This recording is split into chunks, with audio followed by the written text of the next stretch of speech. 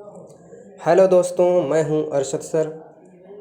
पीके agriculture academy YouTube के top channel में मैं आप लोगों का तहे दिल से स्वागत करता हूं।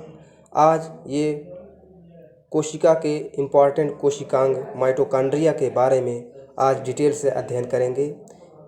ऐसा देखा गया है कि इससे बीएचयू, आईसीएआर, जेआरएफ तमाम जगह हर जगह इससे क्वेश्चन आते हैं और हर साल एक न एक क्वेश्चन ज़रूर आते हैं। अभी पिछली बार देखा गया 2018 में यूपी कैटेट में इससे 4 क्वेश्चन आए थे। बायोलॉजी में मतलब जूलॉजी और बॉटनी दोनों सेक्शन से मिलाकर 4 क्वेश्चन केवल माइटोकॉन्ड्रिया से ही आए थे। तो आज इसको हम डिटेल से पढ़ेंगे। तो माइटोकॉन्ड्रिया की खोज किस वैज्ञानिक ने की? माइटोकॉन्ड्रिया की खोज सर्वप्रथम कोलिकर ने 1880 ईस्वी में की। ठीक है। माइटोकॉन्ड्रिया शब्द किस वैज्ञानिक ने दिया? सी बेंडा ने माइटोकॉन्ड्रिया शब्द दिया। इसको हम लोग कैसे याद करेंगे? बेंडा देखते हो ताल में जो बड़े बड़े फूल जाते हैं, तो माइटोकॉन्ड्रिया की खोज शब्द किसने दिया? सी बेंडा ने। उसी तरीके से याद कर लेंगे सी बेंडा। माइटोकॉन्ड्रिया को बायोप्लास्ट किसने कहा? माइटोकॉन्ड्रिया को बायोप्लास्ट अल्टमान ने कहा। कब कहा? 1882 ईस्वी में अल्टमान ने माइटोकॉन्ड्रिया को बायोप्लास्ट कहा, 1882 ईस्वी में। ठीक है। अच्छा, माइटोकॉन्ड्रिया को सर्वप्रथम किस वैज्ञानिक ने देखा? एफ मीविस ने पादप कोशिका में, निम्फिया नामक पादप पौधे में इन्होंने देखा। जबकि माइटोकॉन्ड्रिया में ऑक्सीकारक एंजाइम की खोज किसने की? वारबर्ग ने की। माइटोकॉन्ड्रिया में ऑक्सीकारक एंजाइम की खोज वारबर्ग ने किया। और प्रोटोप्लाज्म में पाए जाने वाले मुख्य तत्वों carbon, hydrogen, oxygen, nitrogen, sulphur इत्यादि हैं। ठीक है। अच्छा, माइटोकॉन्ड्रिया की लंबाई कितनी होती है? ये क्वेश्चन डायरेक्ट बीएचयू का क्वेश्चन है। 2019 में बीएचयू में डायरेक्ट ये क्वेश्चन आया हुआ है कि माइटोकॉन्ड्रिया की लंबाई कितनी होती है? 0.5 टू 40 माइक्रोन तक होती है माइटोकॉन्ड्रिया की लंबाई। और माइटोकॉन्ड्रिया का व्यास, ये भी क्वेश्चन भाई, ये 2020 में यूपी कैटेट में आया है। माइटोकॉन्ड्रिया का व्यास कितना होता है? 0.3 और से 0.3 से 2 माइक्रोन तक इसकी व्यास होती है माइटोकॉन्ड्रिया की डायमीटर। अच्छा, माइटोकॉन्ड्रिया का आकार होता है छड़ के आकार, छड़ आकार मतलब सीधा एकदम होता है माइटोकॉन्ड्रिया का आकार। सबसे छोटी माइटोकॉन्ड्रिया किसमें पाई जाती है? कवकों में पाई जाती है। कवक जानते हो ना, 3 प्रकार के होते हैं, हरित लवक, वर्णी लवक, अवर्णी लवक। तो माइटोकॉन्ड्रिया सबसे छोटी किस्म पाई जाती है कवकों में। और सबसे बड़ी माइटोकॉन्ड्रिया पाई जाती है उभयचर के अंडकों में। उभयचर मतलब जैसे कि मेढक हैं, तमाम इसी तरीके जो पानी और स्थल दोनों पर रह सकें, उनको कहते हैं उभयचर। तो उनके अंडक जो होते हैं, अंडा होते हैं, उसमें पाए जाते हैं। ठीक है। और जंतु कोशिका में पादप कोशिका की तुलना में अधिक माइटोकॉन्ड्रिया पाई जाती है, लेकिन इनका आकार छोटा होता है। अच्छा, ये भी नोट है। पादप कोशिका में माइटोकॉन्ड्रिया की संख्या जंतु कोशिका से कम होती है, लेकिन ये बड़े आकार के होते हैं। कहने का मतलब ये है, जो पादप कोशिका होती है इसमें कोशिका माइटोकॉन्ड्रिया का आकार बड़ा होता है। पादप कोशिका में माइटोकॉन्ड्रिया की संख्या जंतु कोशिका से कम होती है, लेकिन इनका आकार बड़े होते हैं। पादप कोशिका में माइटोकॉन्ड्रिया जो पाया जाता है वो बड़े आकार का पाया जाता है, जबकि संख्या में कम पाया जाता है जंतु कोशिका में उपस्थित माइटोकॉन्ड्रिया की संख्या की तुलना में। जबकि माइटोकॉन्ड्रिया जंतु कोशिका में अधिक मात्रा में पाया जाता है और आकार में छोटे पाए जाते हैं। जंतु कोशिका का सबसे बड़ा कोशिकांग क्या है? माइटोकॉन्ड्रिया। ये सब बहुत इम्पोर्टेंट क्वेश्चन है भाई, इनको रट लो और बस। यूपी कैटेट, बीएचयू, आईसीआर और other competitive exam, entrance exam में तुम जो है एडमिशन ले सकते हो आराम से। और इस चैनल को ज़्यादा से ज़्यादा शेयर करो, सब्सक्राइब करो भाई। और अपने विचार जो है, इसमें जो कमी रह जाती है पढ़ाने में, उसे कमेंट करके आप बता सकते हैं, ताकि वो कमी को सुधारा जा सके। क्योंकि भाई ये अभी नया नया चैनल बनाया गया है, तो इस पर सभी फ्रेशर ही ज्वाइन किए हैं पढ़ाने के लिए। तो अपने कमेंट उन्हें कमेंट के माध्यम से बता सकते हैं भाई, और ताकि वो अपनी गलती सुधार सकें। तो आगे देखते हैं। पादप कोशिका का सबसे बड़ा कोशिकांग क्या है? लवक। ठीक है, अभी हमने पढ़ा, इधर क्या पढ़ा? जंतु कोशिका का सबसे बड़ा कोशिकांग क्या है? माइटोकॉन्ड्रिया। और अब हम यहाँ पढ़ रहे हैं कि पादप कोशिका का सबसे बड़ा कोशिकांग क्या है? लवक है। ठीक है भाई। अच्छा, जंतु एवं पादप कोशिका का सबसे छोटा कोशिकांग क्या है? राइबोसोम।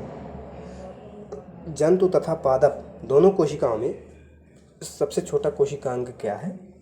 राइबोसोम। इसका मतलब ये है कि राइबोसोम जंतु कोशिका तथा पादप कोशिका दोनों में उपस्थित होता है, जबकि वो आकार में सबसे छोटा होता है। तो माइटोकॉन्ड्रिया की संरचना के बारे में थोड़ा अध्ययन करते हैं। माइटोकॉन्ड्रिया में पहली बात, ये छड़ के आकार की है। आप देख ही रहे हैं, ये छड़ के आकार की है। ठीक है, और इसमें मैट्रिक्स होता है बीच में। सबसे बाहरी झिल्ली ही है वो, उसके अंदर क्रिस्टी पाई जाती है। ये देखो बाहरी झिल्ली के बाद उसके अंदर की संरचना को क्रिस्टी कहते हैं। फिर उसके अंदर क्रिस्टी पर छोटे छोटे ऑक्सीसोम पाए जाते हैं। ये वाले देखो ऑक्सीसोम। इसमें जो है ये आंतरिक झिल्ली है। ठीक है, और इस पे जो है जो पाए जाते हैं डीएनए, आरएनए जो पाए जाते हैं वो 70S प्रकार के होते हैं, 70S टाइप के। इसीलिए माइटोकॉन्ड्रिया तथा लवक को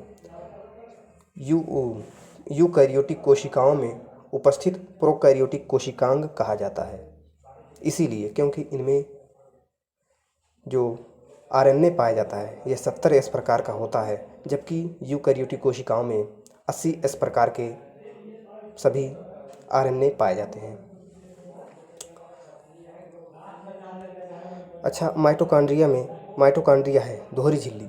ये दोहरी झिल्ली संरचना वाला एक कोशिकांग है, और इसमें 70S टाइप के आरएनए पाए जाते हैं। अच्छा, 70S टाइप का जो आरएनए होता है ये किन दो खंडों से मिलकर बना होता है? तो 50S और 30S से मिलकर बना होता है 70S टाइप का। अब तुम जोड़ोगे उसको, कहोगे तो 80 हो जा रहा है, 50 और 30, लेकिन फिर भी ये ऐसा ही है। इसको रट लो भाई, तो इसी में अच्छा ही है।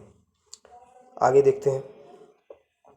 माइटोकॉन्ड्रिया की आंतरिक झिल्ली चपटी तथा बाहरी वलयकार होकर अंगुली की तरह संरचना बनाती है, जो क्रिस्टी कहलाती है।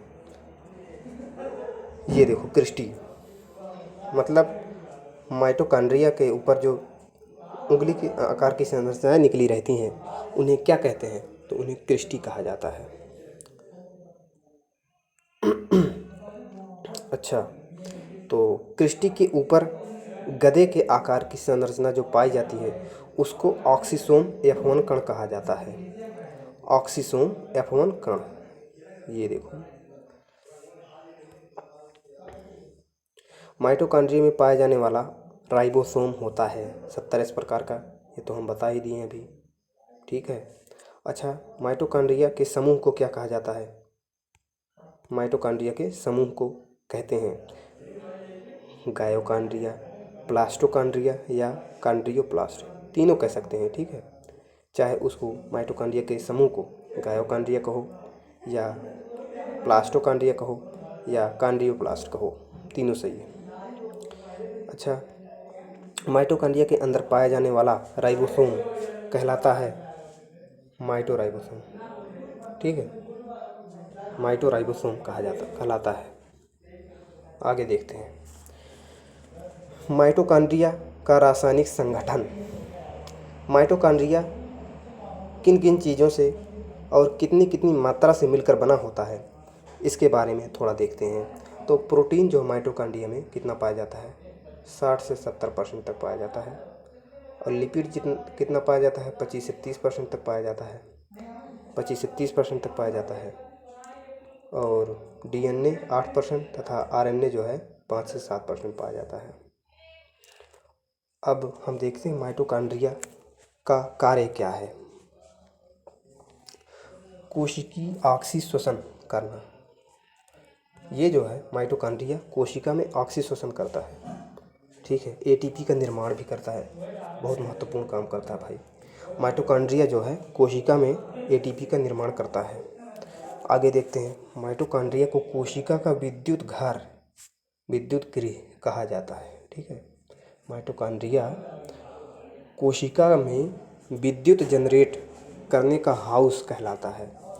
मतलब कोशिका का पावर जो होता है, पावर हाउस, वो माइटोकॉन्ड्रिया है। और राइबोसोम, साइटोक्रोम एक ऐसा पिगमेंट है जो माइटोकॉन्ड्रिया तथा लगभग दोनों कोशिकांगों में पाया जाता है। ये साइटोक्रोम क्या है, एक पिगमेंट है। ये किस में पाया जाता है, माइटोकॉन्ड्रिया तथा लवक दोनों में पाया जाता है।